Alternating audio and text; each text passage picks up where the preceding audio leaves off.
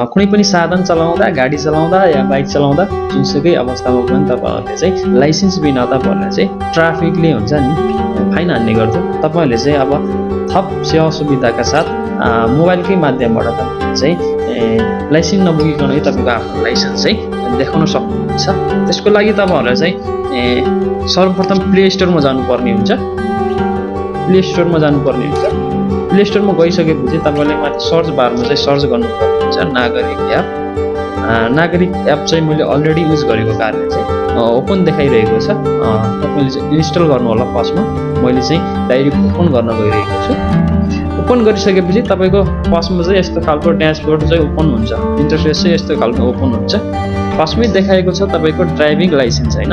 तपाईले driving licence मात्र नभएर तपाईको एजुकेसनमा ट्याप गर्नुभयो भने चाहिँ तपाईको +2 हो या एसएलसी हो तपाईले यहाँ यसरी राख्न सक्नुहुनेछ। फर्स्टमा चाहिँ टाइप चाहिँ कुन हो त प्लेटिङमा थियो कि म्याक्सिङमा थियो पहिला चाहिँ त्यसरी राख्न सक्नुहुनेछ। रजिस्ट्रेसन नम्बर राखेपछि तपाईको डकुमेन्ट अटोमेटिक आउनेछ सिस्टममा।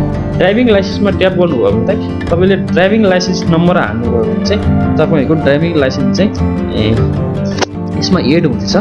र ड्राइभिङ लाइसेन्स नभएर पनि विभिन्न किसिमका यहाँ सिटिजनशिप छ। जस्तो मैले सिटिजनशिप एड गरेको छु हेर्नु है। मैले यसमा ट्याप गरे भने सिटिजनशिपमा ट्याप गरे भने मेरो चाहिँ नागरिकता देखाउँछ यसरी है। टोटल सिस्टममा नै आउँछ। तपाईले बोकिराख्नु पर्दैन नागरिकता लिएर। अनि तपाईको पाना नम्बर पनि तपाईको छ भने यसरी ट्याप गर्नुभयो भने पाना नम्बर पनि देखाउँछ। अनि तपाईको कोभिड भ्याक्सिन छ भने कोभिड भ्याक्सिन पनि देखाउने छ यसरी।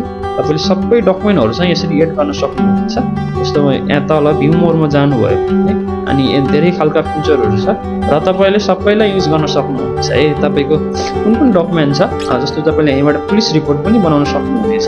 जस्तो मैले पासपोर्ट पनि राखेको छु। यसमा पासपोर्ट पनि राख्न मिल्छ। यसरी पासपोर्ट पनि देखाइरहेको छ। अनि तपाईको भोट कार्ड पनि राख्न मिल्यो। अनि तपाईले अनि प्रेस कार्ड पनि राख्न मिल्यो। सबै चाहिँ तपाईले यसमा राख्न मिल्छ। एकदमै तपाईहरुको लागि युजफुल हुनेछ। तपाईहरु मात्रै नभएर जस्तो ड्राइभिङ लाइसेन्स नभएर पनि सबै व्यक्तिहरुले चाहिँ यो एप चाहिँ अहिले नेपाल सरकारबाट नै भएको लिगल नै हो। तपाईले यसमा राख्न सक्नुहुनेछ। तपाईले चाहिँ मान्छे माथि सुरु गर्नुपर्ने सुरु गर्यो पछिल्लो क्लिक गर्नुमा नेक्स्ट गर्नु स्टार्ट आफ्नो नाममा भएको मोबाइल नम्बर यसमा हाल्नु होला। यसमा हालिसकेपछि पछिल्लो क्लिक गर्नु ओटिपी दिन्छ। जुन नम्बर हाल्नु छ त्यसमा एउटा ओटिपी आउनेछ।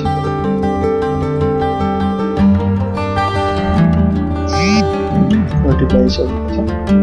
46 40 27 46 41 27 यसमा कोसिस गर्नु यसरी चाहिँ तपाईले बनाउनुहुन्छ। त्यसपछि चाहिँ अगाडि प्रोसेस चाहिँ तपाईले अगाडि बुझिसक्नुहुन्छ। अरू प्रोसेस